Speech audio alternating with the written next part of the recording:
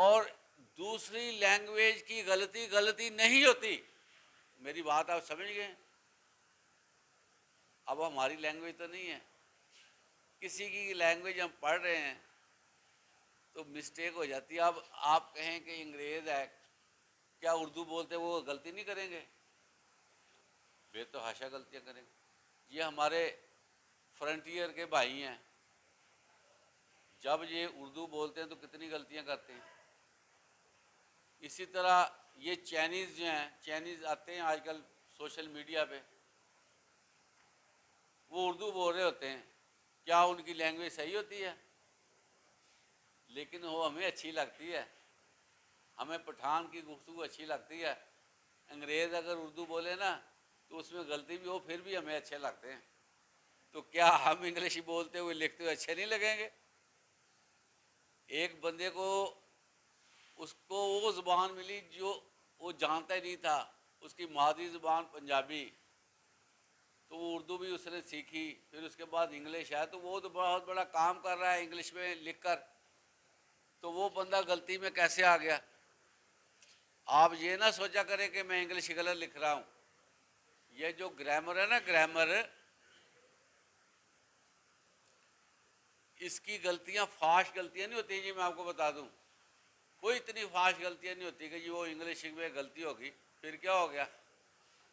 نئے پیٹرن میں یہ کلیئر کر دیا گیا ہے کہ کسی بچے کو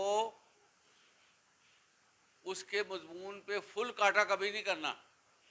جیسے ہوتا ہے نا، پہلے یہ رواج تھا ایسے لمبی لکیر، ایسے لمبی لکیر، اور جی اس کا مضمون ٹھیک نہیں ہے.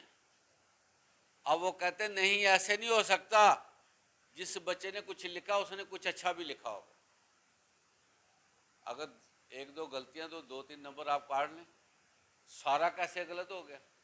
اس میں سے نکال لیں جو اس نے اچھا لکھا ہے، وہ اس کے نمبر دیں. میری بات آپ کو سمجھ آ رہی کہ نہیں آ رہی؟ اس لیے جو ہے نا، انگلش کو تھوڑا سا ٹائم چاہیے، اس کو پیار چاہیے، اس کو نا توجہ یہ چاہتی ہے.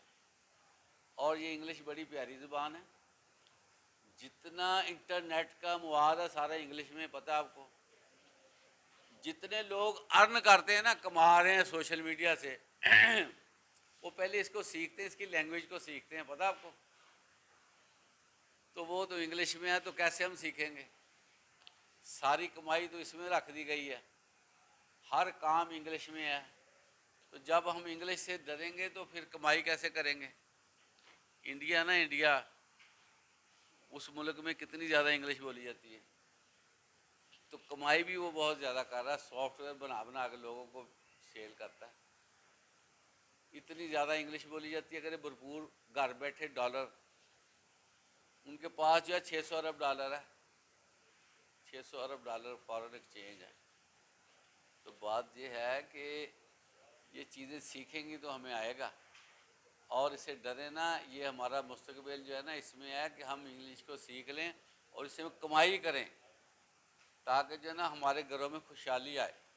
جب تک ڈالر نہیں اس ملک میں آئیں گے خوشحالی نہیں آنی. سمجھ آئی کہ نہیں آپ کو؟ تو اس لیے اپنے آپ کو نا ڈالروں کی کمائی کے لیے تیار کریں. تو آپ جو ہے نا ذرا ایزی ہو کر چلیں گے. انشاءاللہ علم حاصل کرنا مشکل نہیں ہوتا، بیٹھیں گے تو انشاءاللہ آ جائے گا. تو اللہ تعالی ہمیں جو ہے نا صحیح معنوں میں اچھا علم حاصل کرنے کی توفیق عطا فرمائے. وآخر دعوانا الحمدللہ رب العالمین.